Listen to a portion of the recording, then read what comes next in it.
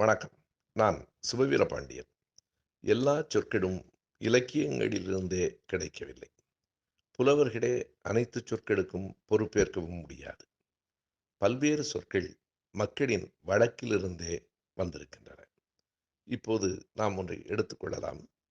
வெள்ளையாக இருக்கிற உடையை மேலும் மேலும் அது வெள்ளையாக இருக்கிறது என்று சிறப்பித்துச் சொல்ல விரும்புகிற நேரத்தில் வெள்ளை வெளேர் என்றிருக்கிறது எனக் கூறுகிறோம்.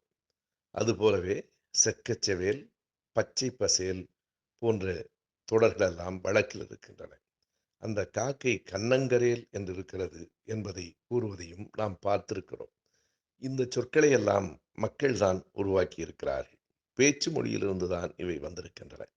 ஆனாலும் எனக்கு ஒரு ஐயம் வருகிறது.